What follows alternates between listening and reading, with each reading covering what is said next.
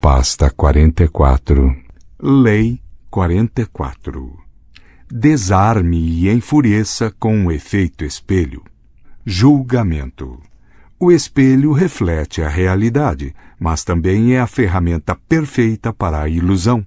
Quando você espelha os seus inimigos agindo exatamente como eles agem, eles não entendem a sua estratégia.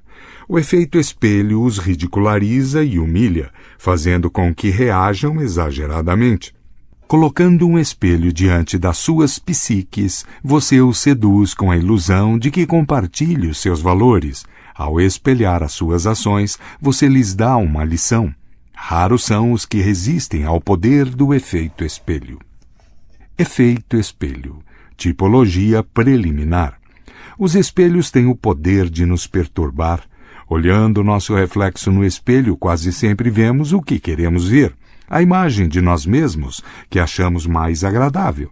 Tendemos a não olhar muito de perto, ignorando rugas e espinhas, mas olhando bem para a imagem refletida, às vezes sentimos que estamos nos vendo como os outros nos veem, como uma pessoa entre outras pessoas, um objeto e não um sujeito. Essa sensação nos deixa arrepiados. Nós nos vemos, mas de fora, sem as ideias, o espírito, a alma que preenche a nossa consciência. Somos uma coisa.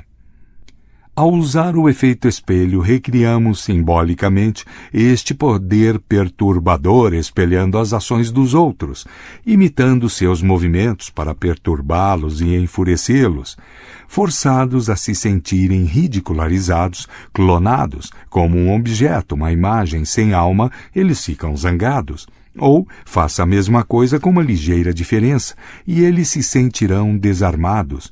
Você refletiu perfeitamente os seus desejos e vontades. É esse o poder narcisista dos espelhos.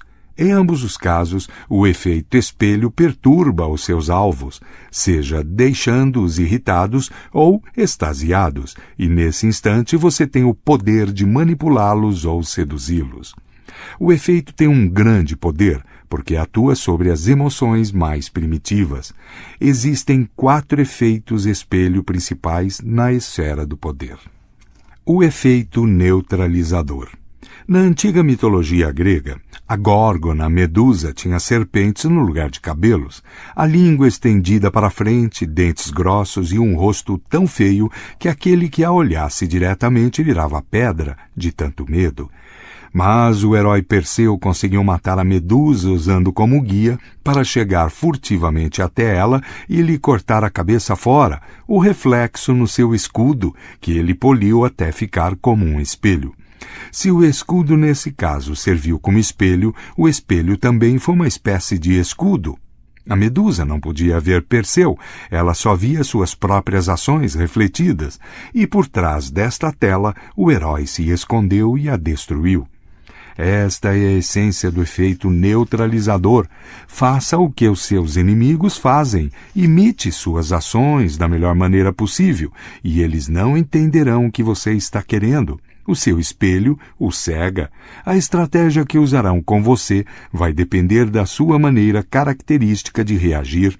Neutralize-a brincando de mímica com eles.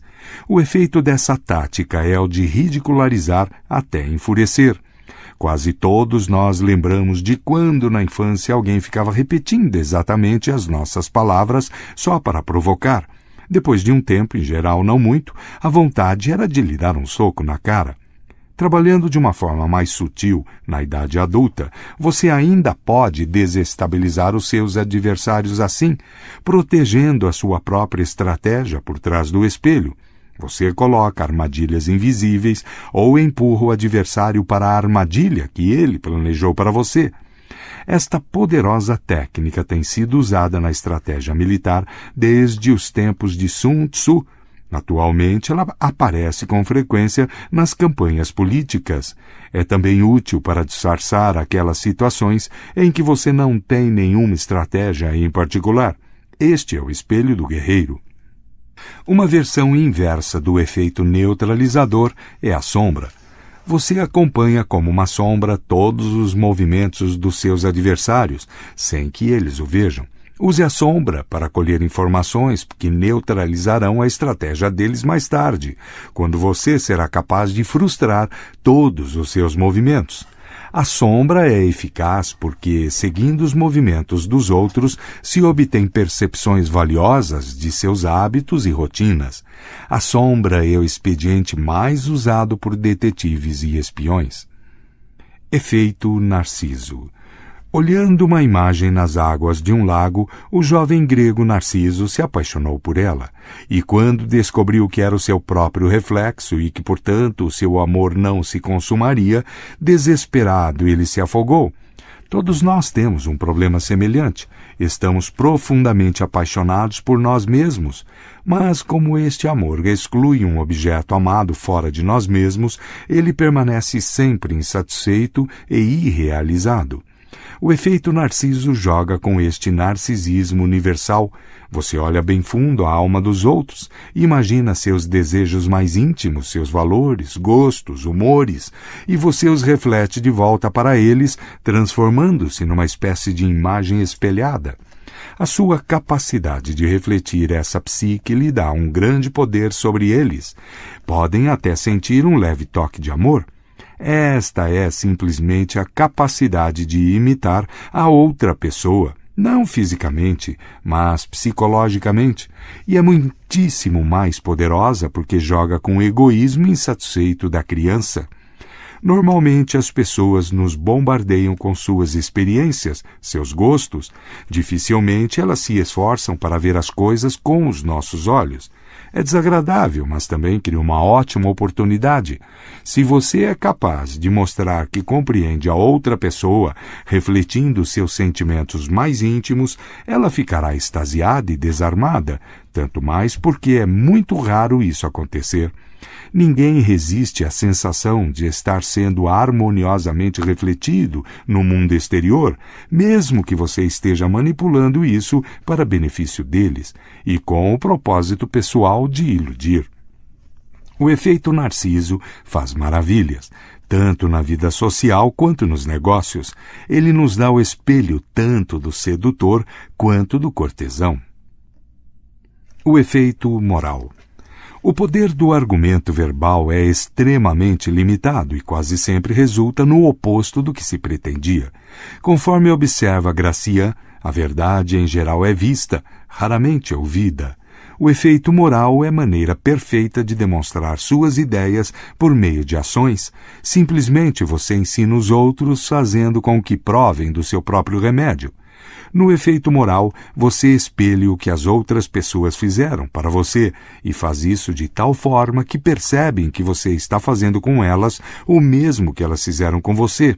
Você as faz sentir que o comportamento delas tem sido desagradável, em vez de ficar ouvindo você se queixar e se lamentar por isso, o que só fará com que ergam as suas defesas. E ao sentir o resultado de suas ações refletidas de volta, elas percebem mais profundamente como magoam ou castigam os outros com seu comportamento antissocial. Você objetifica as qualidades das quais deseja que elas se envergonhem e cria um espelho onde poderão ver suas tolices e aprender uma lição sobre si mesmas.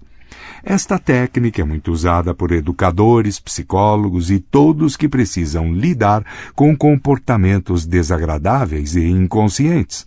Este é o espelho do professor, mas, havendo ou não algo de errado na maneira como você foi tratado, quase sempre você lucra refletindo isso de volta de uma forma que faça as pessoas se sentirem culpadas. Efeito alucinatório. Os espelhos são tremendamente enganadores, pois criam uma sensação de que se está vendo o mundo real. Na verdade, você está vendo apenas um pedaço de vidro que, como todos sabem, não pode mostrar o mundo exatamente como ele é. Tudo no espelho fica invertido. Quando Alice atravessa o espelho no livro de Lewis Carroll, ela entra num mundo que está de trás para frente, e mais do que só visualmente. O efeito alucinatório acontece quando se cria uma cópia perfeita de um objeto, um lugar, uma pessoa. Esta cópia funciona como uma espécie de manequim. As pessoas a tomam pela coisa real, porque tem a aparência física da coisa real. Esta é a técnica preferida dos ilusionistas, que estrategicamente imitam o mundo real para enganar você, e também é aplicada em qualquer área que exija camuflagem, e é o espelho do enganador. A observação dos efeitos espelhados. Observância 1. Em fevereiro de 1815, o imperador Napoleão escapou da ilha de Elba, onde fora aprisionado pelas forças aliadas da Europa, e voltou para Paris numa marcha que agitou a nação francesa, atraindo tropas e cidadãos de todas as classes para o seu lado e afugentando do trono seu sucessor, o rei Luís XVIII.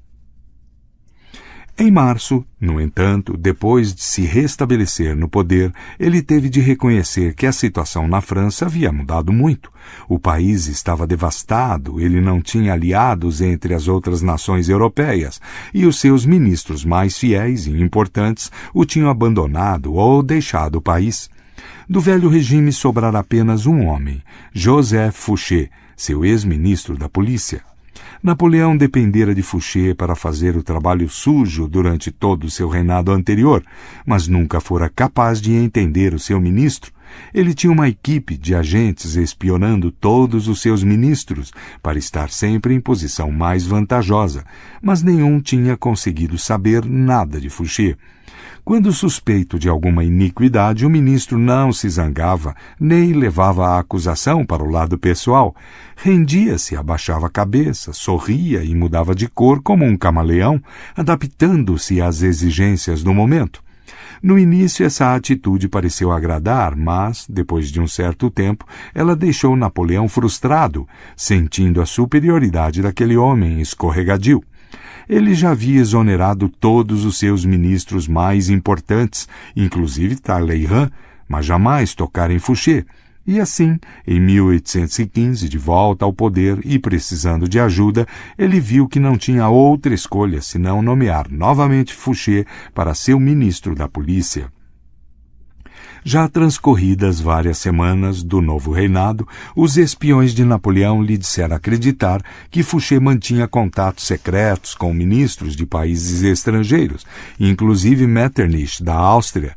Temendo que o seu ministro mais valioso o estivesse traindo com seus inimigos, Napoleão precisava descobrir a verdade antes que fosse tarde demais. Não era possível confrontar Fouché diretamente.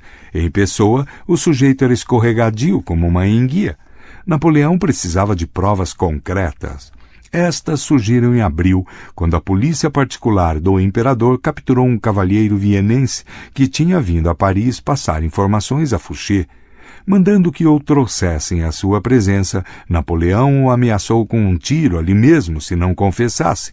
O homem cedeu e admitiu que tinha entregado a Fouché uma carta de Metternich, escrita com tinta invisível, combinando uma reunião secreta de agentes especiais na Basileia. Napoleão então mandou que um de seus próprios agentes se infiltrasse na reunião. Se Fouché estava mesmo planejando traí-lo, seria finalmente apanhado e flagrante e enforcado. Napoleão esperou pacientemente a volta do agente, mas, para seu espanto, o sujeito apareceu dias depois, dizendo não ter escutado nada que evidenciasse o comprometimento de Fouché com uma conspiração.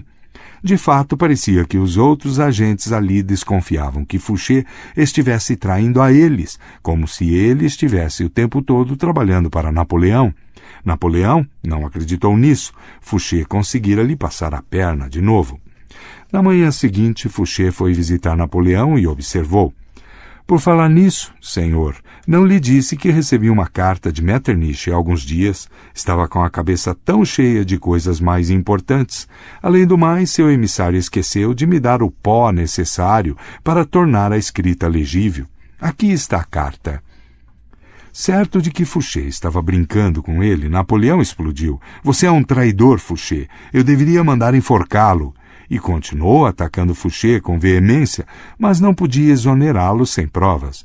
Fouché só manifestou espanto diante das palavras do imperador, mas por dentro sorria, porque o tempo todo estivera fazendo o jogo do espelho. Interpretação. Fouché sabia há anos que Napoleão se mantinha no comando de todos à sua volta, espionando-os dia e noite. O ministro tinha sobrevivido a este jogo porque tinha os seus próprios espiões espionando-os de Napoleão, neutralizando assim qualquer ação que o imperador pudesse tomar contra ele. No caso da reunião em Basileia, ele até virou a mesa. Sabendo do agente duplo de Napoleão, ele armou as coisas de tal forma que ficou parecendo que Fouché era um fiel agente duplo também. Fouché ganhou poder e prosperou num período de grandes tumultos, espelhando as pessoas ao seu redor. Durante a Revolução Francesa, ele foi um jacobino radical. Depois do terror, ele se tornou um republicano moderado. E no governo de Napoleão, ele foi um imperialista comprometido a quem Napoleão concedeu o título de Duque de Otranto. Se Napoleão usava suas armas para insultar as pessoas, Fouché garantia que ele também levasse a sua, como todos os outros. Isto também lhe permitia prever os planos e desejos do imperador, de forma a ecoar os sentimentos do seu chefe antes mesmo que ele os expressasse. Protegendo suas ações por trás de uma estratégia de espelho, Fouché podia também tramar movimentos ofensivos sem ser apanhado no ato. Este é o poder de espelhar as pessoas ao seu redor. Primeiro, você lhes dá a sensação de que compartilha de suas ideias e dos seus objetivos. Segundo, se elas desconfiarem de que você tem outros motivos, o espelho o protegerá, impedindo que entendam a sua estratégia. Finalmente, isto as deixará enfurecidas e desestabilizadas. Bancando o duplo, você lhes rouba a ideia, suga sua iniciativa, faz com que se sintam impotentes. Você também ganha a capacidade de escolher quando e como perturbá-las. Outro caminho para o poder. E o espelho poupa sua energia mental, ecoando simplesmente os movimentos dos outros, você fica com o espaço necessário para desenvolver a sua própria estratégia. Observância 2. No início da sua carreira, o ambicioso estadista e general Alcibíades de Atenas, 450-404 a.C., inventou uma arma formidável que se tornou a fonte do seu poder. Sempre que se encontrava com alguém, ele sentia o estado de espírito e o gosto dessa pessoa. Depois adequava cuidadosamente suas palavras e ações para espelhar os seus desejos mais íntimos. Ele a seduzia com a ideia de que seus valores eram superiores aos de todo mundo e que o objetivo dele era usá-la como modelo e ajudá-la a realizar seus desejos. Poucos resistiam ao seu charme. O primeiro homem a cair no seu feitiço foi o filósofo Sócrates. Alcibíades representava o oposto do ideal socrático de simplicidade e retidão. Ele vivia luxuosamente e era totalmente sem escrúpulos. Sempre que encontrava Sócrates, ele espelhava a sobriedade do homem mais velho, alimentando-se com simplicidade, acompanhando Sócrates em longas caminhadas e conversando apenas sobre filosofia e virtude. Sócrates não estava sendo totalmente enganado. Ele sabia da outra vida de Alcibíades, mas isso só o tornava mais vulnerável a uma lógica que o enaltecia. Só na minha presença, ele achava, aquele homem se rendia a uma influência virtuosa. Só eu tenho esse poder sobre ele. Este sentimento inebriou Sócrates, que passou a ser o mais fervoroso admirador e defensor de Alcibíades, chegando até a arriscar a própria vida para salvar o jovem numa batalha. Os atenienses consideravam Alcibíades o seu maior orador, pois ele possuía uma incrível capacidade de entrar em sintonia com as aspirações da sua plateia e espelhar os seus desejos. Seus melhores discursos foram em apoio à invasão da Sicília, que ele achava trariam uma grande riqueza para Atenas e glória ilimitada para ele mesmo. Os discursos deram expressão à sede dos jovens atenienses de conquistar terras eles mesmos, em vez de viver das vitórias de seus ancestrais. Mas ele também adequava suas palavras para refletir a nostalgia que os mais velhos sentiam dos anos de glória, quando Atenas liderou os gregos contra a Pérsia e depois criou um império. Atenas inteira, agora, sonhava em conquistar a Sicília. O plano de Alcibíades foi aprovado e ele foi nomeado comandante da expedição. Mas enquanto Alcibíades liderava a invasão da Sicília, certos atenienses o acusaram falsamente de profanar estátuas sagradas. Ele sabia que seria morto pelos seus inimigos se voltasse para casa. Então, no último minuto, desertou da frota ateniense e passou para o lado do cruel inimigo de Atenas, Esparta. Os espartanos aceitaram aquele grande homem do seu lado, mas conheciam a sua reputação e desconfiavam dele. Alcibíades adorava o luxo, os espartanos eram um povo guerreiro que adorava a austeridade e temia que ele corrompesse os seus jovens. Para seu grande alívio, o Alcibíades, que chegou a Esparta, não era o que tinham esperado. Não cortava nem penteava os cabelos, como eles. Tomava banhos frios, alimentava-se de pão feito de farinha não refinada e caldo escuro, e vestia roupa simples. Para os espartanos, isto queria dizer que ele considerava o estilo de vida deles superior ao ateniense. Mais importante do que eles, Alcibíades havia escolhido ser um espartano, em vez de ter nascido um, e por isso deveria receber mais honras do que os outros. Ficaram enfeitiçados por ele e lhe deram grandes poderes. Infelizmente, Alcibíades não sabia controlar muito bem os seus encantos. Conseguiu seduzir a esposa do rei de Esparta e a engravidou. Quando isso veio a público, mais uma vez ele teve de fugir para salvar a pele. Desta vez, Alcibíades fugiu para a Pérsia, onde de repente passou da simplicidade espartana para o luxuoso estilo de vida persa, até o último detalhe. Claro que era extremamente enaltecedor para os persas ver um grego da estatura de Alcibíades preferir a cultura deles em vez da sua, e o encheram de homenagens, terra e poder.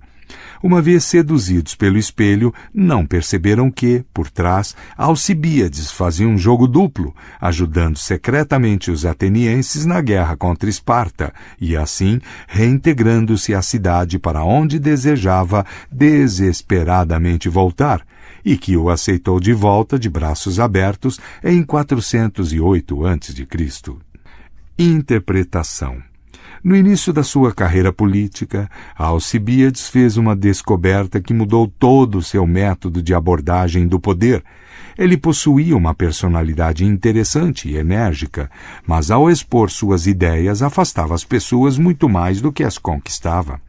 O segredo para se ter ascendência sobre um grande número de pessoas, ele acabou acreditando, não era impor aos outros o seu próprio colorido, mas absorver o colorido dos outros, como um camaleão. Depois de iludidas, tudo mais que ele fizesse ficava invisível. Compreenda, todos estão envoltos nas suas próprias conchas narcisistas. Quando você tenta lhes impor o seu próprio ego, o muro se ergue, a resistência aumenta. Espelhando-os, entretanto, você os leva a uma espécie de êxtase narcisista. Eles estão vendo um duplo da sua própria alma. Este duplo, na verdade, foi totalmente produzido por você. Depois de usar o espelho para seduzi-los, você tem um enorme poder sobre eles. Vale notar, não obstante, os riscos do uso promíscuo do espelho. Diante de Alcibíades, as pessoas se sentiam maiores, como se os seus egos estivessem duplicados.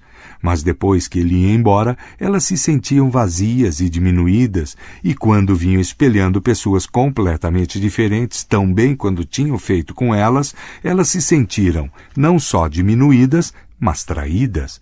O uso excessivo do efeito espelho de Alcibíades fez povos inteiros se sentirem usados, tanto que ele tinha constantemente de fugir de um lugar para o outro. Na verdade, Alcibíades irritou tantos espartanos que eles acabaram por assassiná-lo. Ele tinha ido longe demais. O espelho do sedutor deve ser usado com cautela e discernimento. Observância 3. Em 1652, a baronesa Mancini, viúva recente, se mudou com a família de Roma para Paris, onde poderia contar com a influência e a proteção do irmão, o cardeal Mazzarino, primeiro-ministro da França. Das 5 filhas da baronesa, 4 deixaram a corte tonta com a sua graça e beleza. Estas encantadoras sobrinhas do cardeal Mazarino ficaram conhecidas como as Mazarinetes e logo passaram a ser convidadas para todas as funções mais importantes da corte. A outra filha, Marie Mancini, não compartilhava da mesma sorte, faltando-lhe a graça e a beleza das irmãs, as quais, junto com a mãe e até o cardeal Mazarino, acabaram por antipatizar com ela, achando que estragava a imagem da família. Tentaram convencê-la a entrar para um convento onde não causaria tanto constrangimento, mas ela se recusou. Em vez disso, aplicou-se aos estudos, aprendendo latim e grego, aperfeiçoando seu francês e exercitando seus talentos musicais. Nas raras ocasiões em que a família deixava participar do que acontecia na corte, ela se esforçava para ser uma ouvinte atenta, medindo as fraquezas e os desejos secretos das pessoas. E quando, finalmente, ela conheceu o futuro rei Luís XIV, em 1657, Luís tinha 17 anos, Marie estava com 18, resolveu que, apesar da sua família e do tio, daria um jeito de fazer aquele jovem se apaixonar por ela. Esta parecia ser uma tarefa impossível para uma moça tão comum, mas Marie estudou o futuro rei atentamente, notou que a futilidade das irmãs não o agradavam e percebeu que ele detestava os esquemas e a politicagem mesquinha que fervilhava ao seu redor. E viu que ele tinha uma natureza romântica, lia romances de aventuras, insistia em marchar encabeçando as suas tropas e tinha altos ideais e paixão pela glória. A corte não alimentava essas suas fantasias, era um mundo banal, superficial, que o aborrecia. A chave para o coração de Luís, Marie percebeu, seria um espelho que refletisse essas fantasias e anseios juvenis de glória e romance. Para começar, ela mergulhou nos romances, poemas e peças românticas, dos quais ela sabia que o jovem rei era um leitor voraz.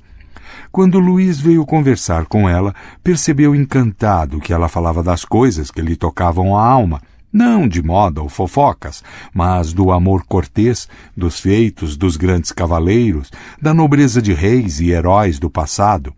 Ela alimentou a sua sede de glória, criando a imagem de um rei augusto e superior a que ele aspirava a ser. Ela atiçou a sua imaginação. Como o futuro rei Sol passava cada vez mais tempo na companhia de Marie, acabou se tornando óbvio que ele estava apaixonado pela moça menos provável da corte. Para o desgosto das irmãs e da mãe, ele enchia Marie Mancini de atenções, levava-a em suas campanhas militares e fazia questão de posicioná-la num local de onde podia ficar assistindo enquanto ele marchava para uma batalha. Até prometeu a Marie que se casaria com ela e a faria sua rainha. Mazarino, entretanto, não ia deixar que o rei se casasse com sua sobrinha, uma mulher que não propiciaria à França alianças reais ou diplomáticas. Luís tinha de se casar com uma princesa da Espanha ou da Áustria. Em 1658, Luís sucumbiu à pressão e concordou em romper com o primeiro envolvimento romântico da sua vida. Ele lamentou muito ter de fazer isso e, no final da sua vida, reconheceu que jamais tinha amado ninguém como a Marie Mancini. Interpretação. Marie Mancini fez o jogo do sedutor muito bem. Primeiro ela deu um passo atrás para estudar a sua presa. A sedução quase sempre não vai adiante do primeiro passo porque é muito agressiva. O primeiro movimento deve ser sempre um recuo. Estudando o rei de longe, Marie viu o que o distinguia dos outros, os grandes ideais, a natureza romântica e desdém esnobe pela política mesquinha. O próximo passo de Marie foi espelhar esses anseios secretos de Luís, fazendo-o vislumbrar o que poderia ser, um rei divino. Este espelho tinha várias funções. Satisfazer o ego de Luís, dando-lhe um duplo que ele podia ver, e também manter o foco tão exclusivamente voltado para ele, a ponto de fazê-lo sentir que Marie existia para ele apenas. Cercado por um bando de cortesãos ardilosos que só pensavam em seus próprios interesses, ele não conseguiu resistir a este foco devocional. Finalmente, o espelho de Marie estabeleceu um ideal a ser buscado, o do cavaleiro nobre da corte medieval. Para uma alma ao mesmo tempo romântica e ambiciosa, nada poderia ser mais inebriante do que ter alguém lhe mostrando um reflexo seu idealizado. Com efeito, foi ela quem criou a imagem do Rei Sol. Louis, mais tarde, admitiu a enorme participação de Marie na criação da sua imagem radiante. Nisto está o poder do espelho do sedutor. Ao duplicar os gostos e ideais do seu alvo, você mostra a sua atenção pela psicologia dele, uma atenção mais encantadora do que qualquer ação agressiva. Descubra o que torna a pessoa diferente dos outros, depois erga o espelho e lhe mostre o reflexo dessa diferença.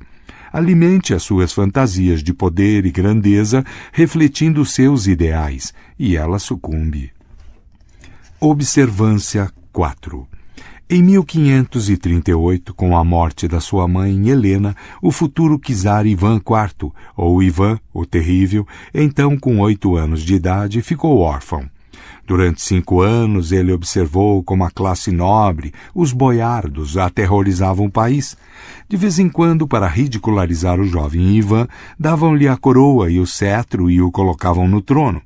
Ao verem os pezinhos do menino balançando na borda da cadeira, eles achavam graça e o erguiam dali e o passavam de mão em mão no ar, fazendo-o se sentir impotente diante deles.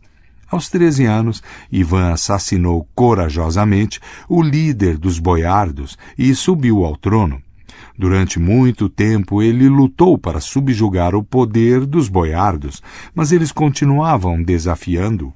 Em 1575, ele já estava exausto de tentar modificar a Rússia e derrotar seus inimigos.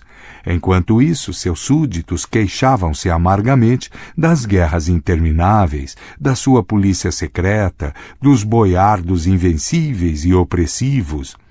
Seus próprios ministros começaram a questionar seus movimentos. Finalmente ele deu um basta.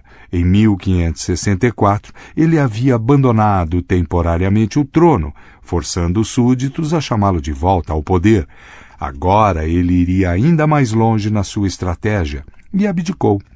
Para substituí-lo, Ivan nomeou um dos seus generais, Simeão Bekbulatovich, para o trono.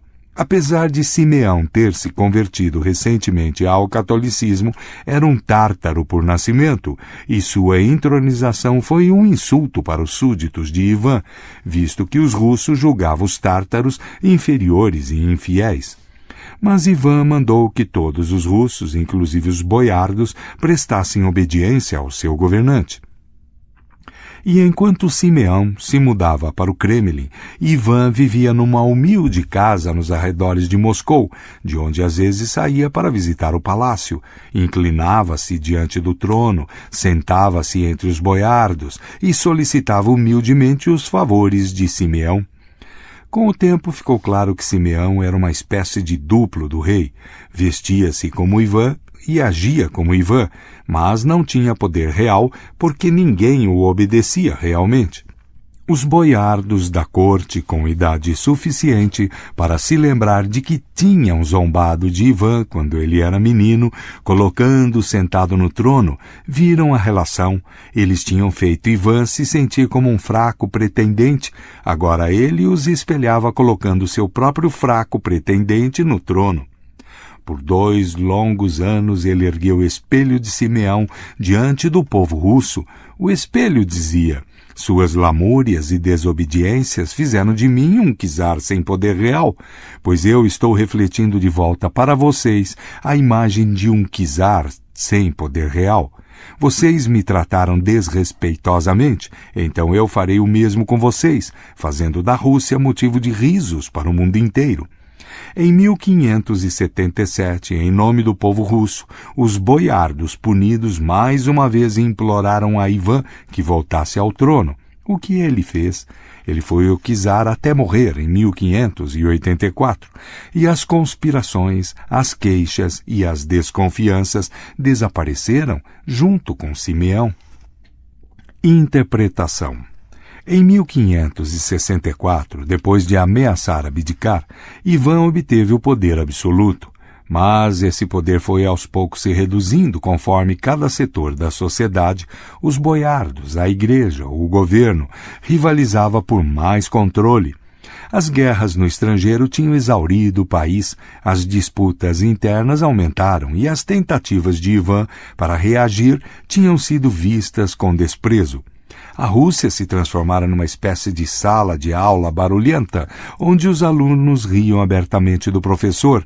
Se ele levantasse a voz ou se queixasse, a resistência era ainda maior. Ele tinha que lhes ensinar uma lição, fazê-los provar do seu próprio remédio. Simeão Bekbulatovich foi o espelho que ele usou para fazer isso. Depois de 2 anos em que o trono tinha sido objeto de ridículo e desgosto, o povo russo aprendeu a sua lição. Queriam seu czar de volta. Concederam-lhe toda a dignidade e respeito que a posição sempre deveria ter merecido. Pelo resto do seu reinado, a Rússia e Ivan se entenderam muito bem. Compreenda. As pessoas estão presas às suas próprias experiências.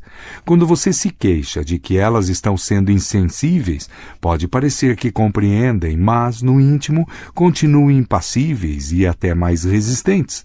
A meta do poder é sempre diminuir a resistência das pessoas a você. Para isso, você precisa de truques, e um deles é dar-lhes uma lição. Em vez de ficar reprovando as pessoas verbalmente, portanto, crie uma espécie de espelho do comportamento delas. Com isso, você lhes dá 2 opções. Elas podem ignorá-lo ou começar a pensar nelas mesmas. E mesmo que elas o ignorem, você terá plantado uma semente no inconsciente delas, que acabará criando raízes.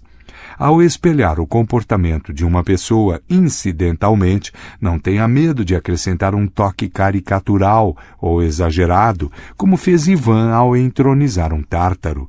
É o temperinho na sopa que abrirá os olhos dela e a fará ver o ridículo das suas próprias ações. Observância 5.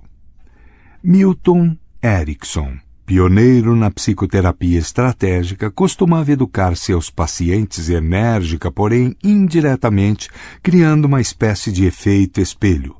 Construindo uma analogia para que seus pacientes vissem a verdade sozinhos, ele contornava a resistência deles às mudanças. Ao tratar de casais que se queixavam de problemas sexuais, por exemplo, ele quase sempre constatava que os métodos tradicionais psicoterápicos da confrontação direta e da exposição de problemas só aumentavam a resistência dos esposos e acentuava suas diferenças. Em vez disso, ele levava o marido e a mulher a falar de outros assuntos, com frequência banais, tentando encontrar uma analogia para o conflito sexual. Durante a primeira sessão de um desses casais, os dois discutiam seus hábitos alimentares, especialmente na hora do jantar. A esposa preferia o estilo descontraído, um drink antes da refeição, algumas entradas e depois um ligeiro prato principal, tudo num ritmo lento, civilizado. O marido se frustrava. Ele queria jantar logo e começar direto com o prato principal. Quanto maior, melhor. No decorrer da conversa, o casal começou a perceber uma leve analogia com seus problemas na cama. Mas assim que a conexão era feita, Erickson mudava de assunto, evitando cuidadosamente a discussão do verdadeiro problema.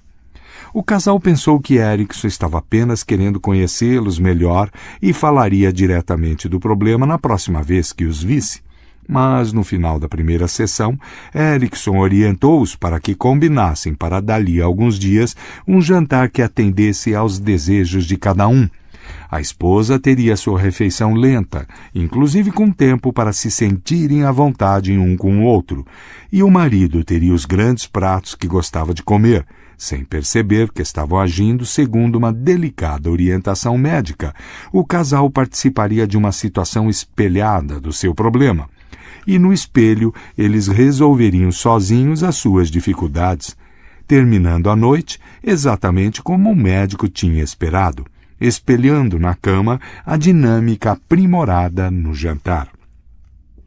Ao lidar com problemas mais graves, tais como o mundo de fantasia espelhado que o esquizofrênico constrói, Erikson sempre tentava entrar no espelho e trabalhar dentro dele. Certa vez ele tratou um paciente internado num hospital que acreditava ser Jesus Cristo, enrolando-se em lençóis, falando em parábolas vagas e bombardeando a equipe e os outros pacientes com um interminável proselitismo cristão. Nenhuma terapia ou droga parecia funcionar, até que um dia Erikson foi ver o jovem e disse: "Soube que tem experiência como carpinteiro." Sendo Cristo, o paciente teve de dizer que sim, e Erikson imediatamente o colocou para fazer prateleiras e outras peças úteis, permitindo que continuasse usando as suas roupas de Jesus Cristo. Durante algumas semanas, enquanto trabalhava, a mente do esquizofrênico ficou menos ocupada com as fantasias de Jesus, concentrando-se mais nas suas tarefas. À medida que a carpintaria foi prevalecendo, ocorreu uma mudança psíquica. As fantasias religiosas permaneceram, mas foram ficando confortavelmente em segundo plano, permitindo que o homem assumisse as suas funções na sociedade. Interpretação. A comunicação depende de metáforas e símbolos que são a base da própria linguagem. A metáfora é uma espécie de espelho do que é real e concreto, quase sempre expresso com mais nitidez e profundidade do que por meio de uma descrição literal. Quando você lida com a força de vontade refratária dos outros, a comunicação direta com frequência só faz acentuar essa resistência. Isto acontece com mais nitidez quando você se queixa do comportamento das pessoas, particularmente em áreas sensíveis como a sua forma de amar.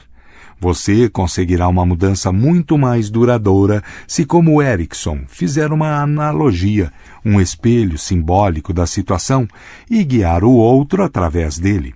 Como o próprio Cristo compreendeu, falar em parábolas costuma ser a melhor maneira de ensinar uma lição, pois deixa que as pessoas percebam a verdade sozinhas. Ao lidar com pessoas perdidas nos reflexos de mundos de fantasia, inclusive um batalhão de gente que não vive em hospitais para doentes mentais, jamais tente empurrá-las para a realidade estilhaçando seus espelhos.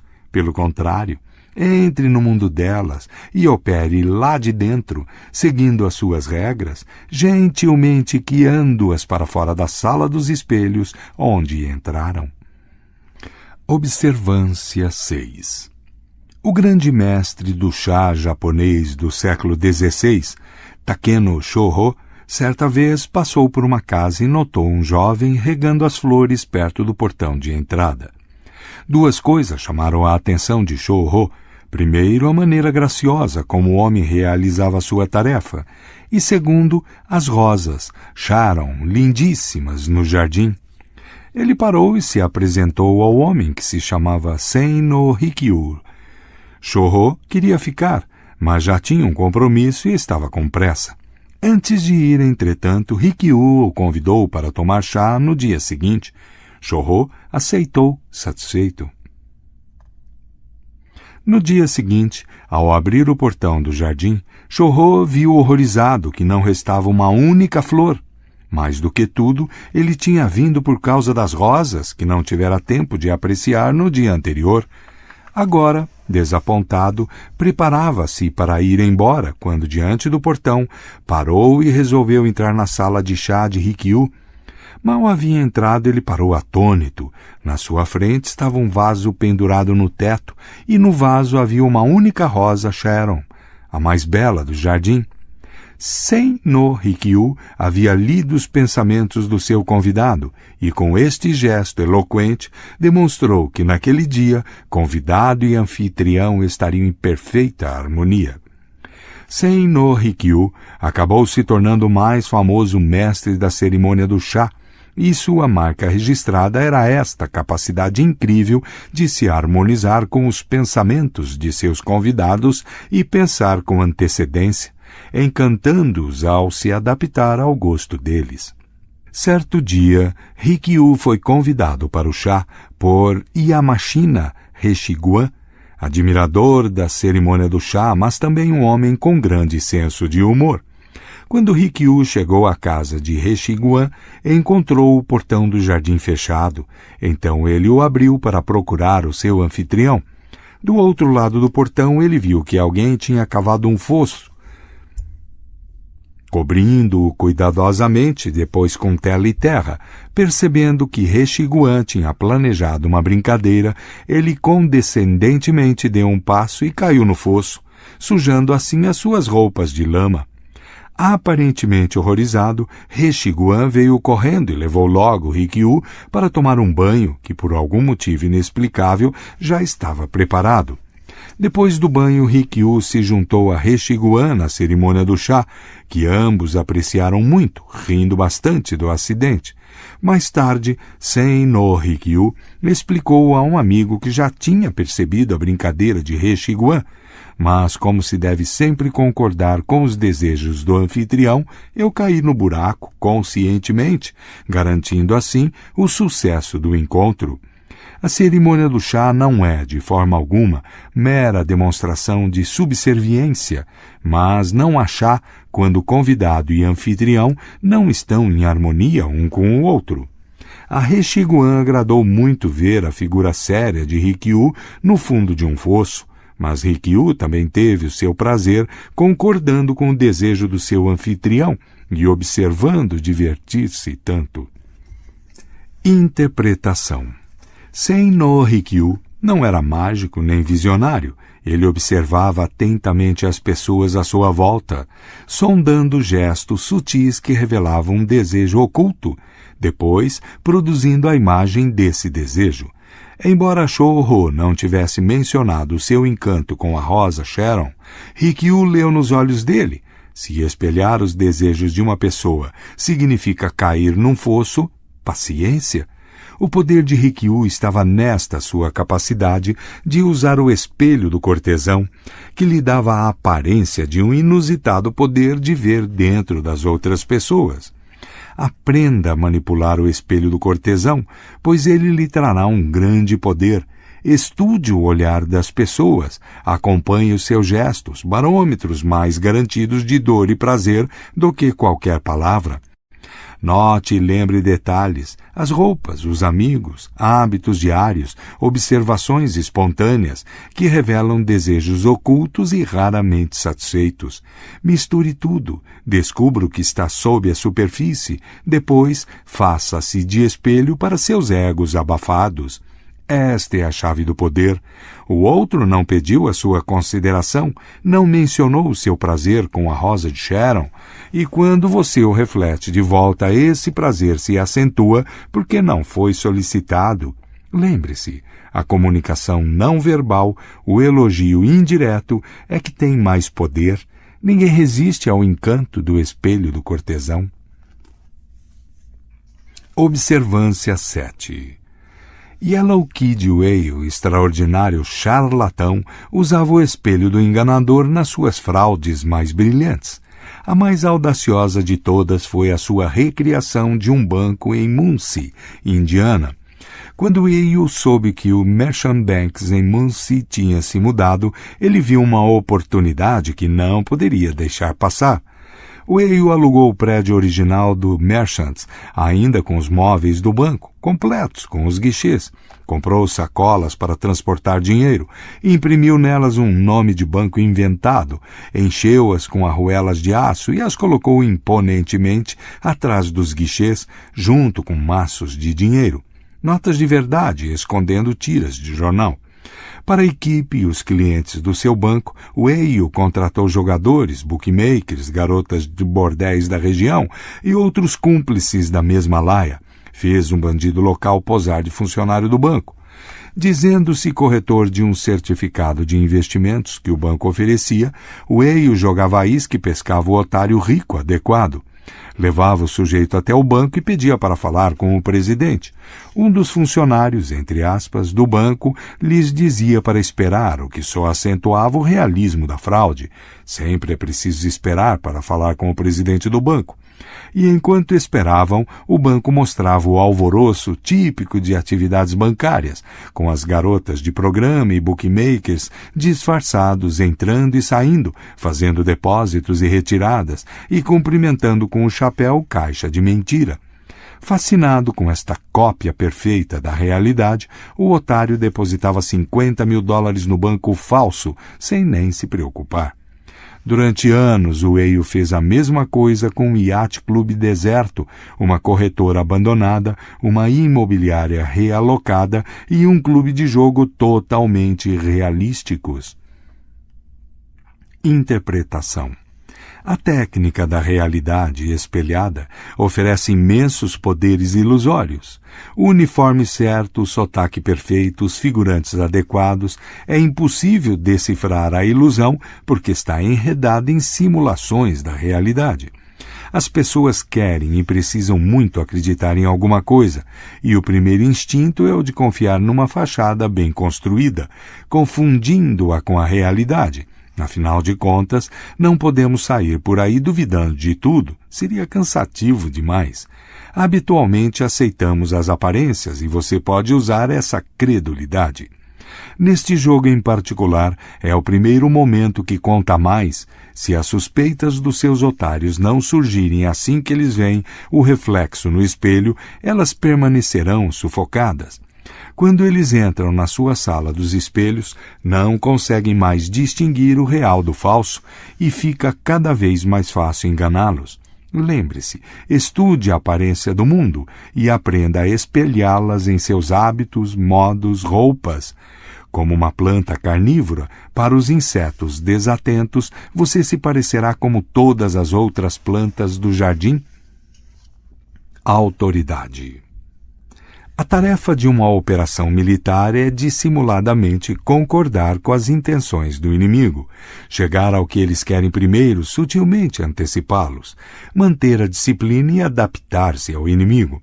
Assim, no princípio, você é como uma donzela e o inimigo abre a porta. Em seguida, você é como um coelho solto para que o inimigo não possa impedi-lo de entrar. Sun Tzu, século IV a.C. Imagem.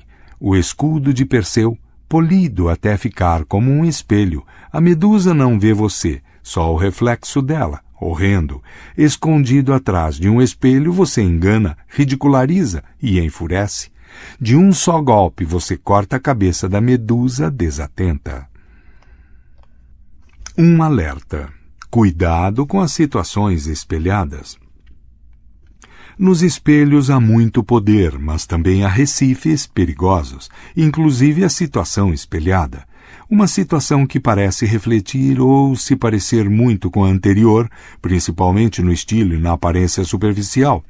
Você pode cair numa situação dessa e não compreender totalmente o que está acontecendo, enquanto as pessoas ao redor a entendem muito bem e a comparam você com o que aconteceu antes.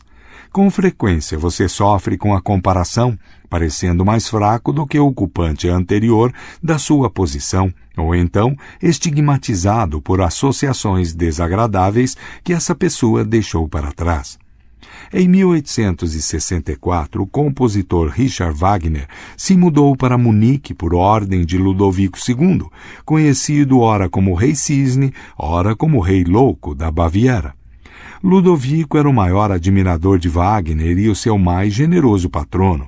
A força do seu apoio virou a cabeça de Wagner. Uma vez estabelecido em Munique, sob a proteção do rei, ele poderia dizer e fazer o que bem quisesse.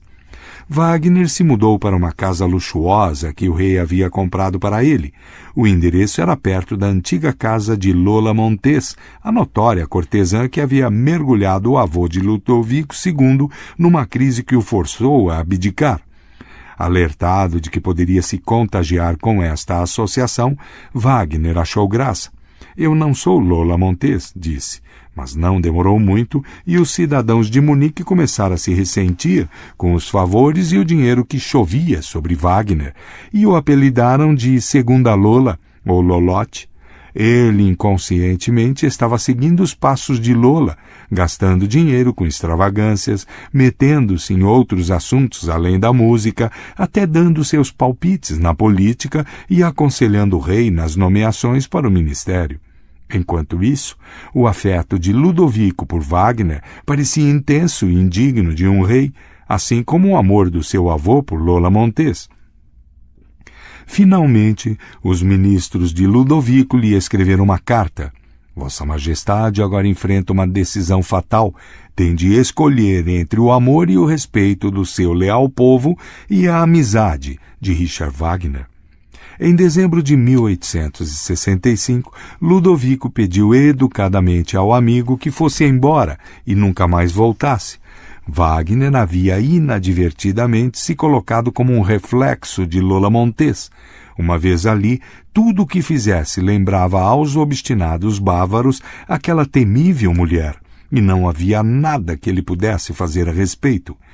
Evite esses efeitos, associações como uma praga. Numa situação espelhada, você tem pouco ou nenhum controle sobre os reflexos e lembranças associados a você, e qualquer situação fora do seu controle é perigosa. Mesmo que a pessoa ou evento tenha associações positivas, você sofrerá pela incapacidade de estar à sua altura, visto que o passado em geral parece maior do que o presente. Se você notar que as pessoas o estão associando a algum evento ou pessoa do passado, faça tudo o que puder para se separar dessa lembrança e estilhaçar esse reflexo. Notas. O mercador e seu amigo. Um certo mercador desejava muito fazer uma longa viagem, mas como não era muito rico, pensou: antes de partir, é necessário que eu deixe parte dos meus bens na cidade, para que, acontecendo-me alguma desgraça durante a viagem, eu ainda tenha com que viver ao voltar para casa. Com este propósito, ele entregou uma boa quantidade de barras de ferro, quase toda a sua fortuna, nas mãos de um dos seus amigos, pedindo para guardá-las durante a sua ausência.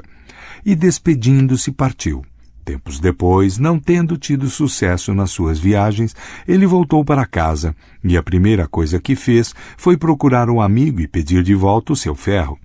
Mas o amigo, que devia muito dinheiro e tinha vendido o ferro para pagar as suas dívidas, respondeu: na verdade, meu amigo, tranquei bem o seu ferro num quarto junto com o meu ouro, imaginando que ali ficaria seguro.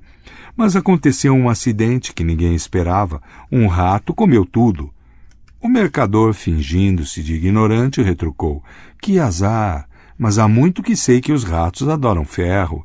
Já me fizeram sofrer muitas vezes por causa disso, portanto, posso suportar melhor a minha atual aflição. Esta resposta agradou muito ao amigo, que ficou feliz em ver o outro tão disposto a acreditar que um rato tinha comido seu ferro. Mas, a fim de eliminar qualquer suspeita, convidou-o para jantar no dia seguinte. O mercador prometeu que iria, mas, nesse meio tempo, encontrando na cidade um dos filhos do amigo, levou-o para sua casa e o trancou num quarto. No dia seguinte, ele foi ver o amigo, que estava aflitíssimo, e perguntou qual era a causa de tanta angústia, como se não soubesse de nada. Oh, meu caro amigo, respondeu o outro, peço-lhe que me desculpe se não estou tão animado quanto deveria estar. Perdi um dos meus filhos, mandei tocar as trompetas para chamá-lo, mas não sei o que foi feito dele. Oh, respondeu o mercador, isso muito me entristece, pois ontem à noite, quando saí daqui, vi uma coruja voando com uma criança nas garras, mas não posso dizer se era o seu filho. Ora, que sujeito tolo e ridículo, replicou o amigo, não se envergonha de tão deslavada mentira? Uma coruja que não pesa mais de 1 quilo ou 1,2 kg, como pode carregar um menino com mais de 22? Por que tanto espanto? Atalhou o mercador. Como se num país onde um rato pode comer 100 toneladas de ferro, seria de surpreender que uma coruja conseguisse carregar uma criança com pouco mais de 22 quilos? O amigo, ouvindo isso, percebeu que o mercador não era assim tão tolo, implorou seu perdão pela mentira pregada, devolveu-lhe o valor do seu ferro e teve o filho de volta. Fábulas, PewPie, Índia, século IV. Quando está atracado com o inimigo e percebe que não pode mais avançar, você penetra no inimigo e vocês dois se tornam um só. Você pode vencer aplicando a técnica adequada enquanto estiverem enredados um no outro. Você pode vencer decisivamente porque tem a vantagem de saber penetrar no inimigo, ao passo que afastando-se dele, você perderia essa chance. The Book of Five Rings, Miyamoto Musashi, Japão, século XVII. A raposa e a cegonha. Um dia a raposa resolveu convidar a cegonha para jantar. A refeição era simples, sendo de hábito sovina, não lhe agradava a boa cozinha. De fato, foi apenas um mingau ralo servido num prato raso.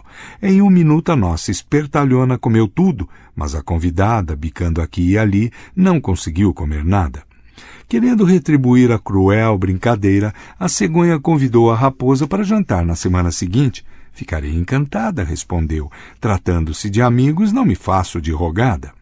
No dia combinado, ela correu pontualmente para a casa da sua anfitriã e começou a elogiar tudo, que gosto, que elegância, e a comida feita especialmente, e sentou-se com apetite voraz. As raposas estão sempre prontas para comer, saboreando o delicioso aroma da carne. Era carne moída e servida, bem feito para ela, num vaso de gargalo estreito e longo. A cegonha, curvando-se facilmente, degustou a sua porção com seu longo bico. O focinho da outra, entretanto, sendo do tamanho e do formato errado, teve de voltar ao seu covil de barriga vazia, arrastando a cauda, de orelhas caídas, e envergonhada como uma raposa apanhada por uma galinha. Fábulas selecionadas de Jean de La Fontaine, 1621-1695. A carta roubada. Quando quero saber se alguém é sábio, idiota, bom ou mau, ou em que está pensando no momento, eu copio a mesma expressão que essa pessoa tem no rosto da maneira mais fiel possível, e então aguardo para ver que pensamentos ou sentimentos me surgem na cabeça ou no coração, iguais ou correspondentes àquela expressão. Edgar Allan Poe, 1809-1849. Lorenzo de Médici seduz o Papa.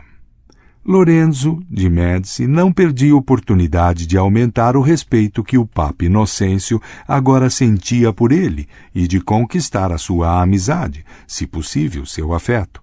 Ele tinha o trabalho de descobrir os gostos do Papa e os satisfazia apropriadamente. Ele lhe enviou garrafas do seu vinho preferido. Ele lhe enviava cartas corteses, enaltecedoras, nas quais lhe garantia, quando o Papa estava doente, sentir as suas dores como se fossem as suas, encorajando com frases estimulantes, como um Papa é o que ele quer ser, e nas quais, como se por acaso, ele incluía suas opiniões sobre o curso adequado da política papal. Inocêncio se sentia gratificado com as atenções de Lorenzo e convencido com seus argumentos. Ele compartilhava de tal forma suas opiniões que, segundo o desgostoso embaixador de Ferrara, o Papa dorme com os olhos do magnífico Lorenzo. The House of Médici, Its Rise and Fall, Christopher Hebert, 1980. Wittgenstein tinha o extraordinário dom de adivinhar os pensamentos da pessoa com quem estava discutindo, enquanto o outro lutava para colocar em palavras as suas ideias. Wittgenstein percebia o que era e falava por ele. Este seu poder, que às vezes parecia fantástico, era possível, tenho certeza, devido às suas longas e contínuas pesquisas. Ludwig Wittgenstein, A Memoir, Norman Malcolm, 1958. O médico deve ser opaco aos seus pacientes e, com um espelho, mostrar nada mais do que lhe é mostrado. Sigmund Freud, 1856-1939.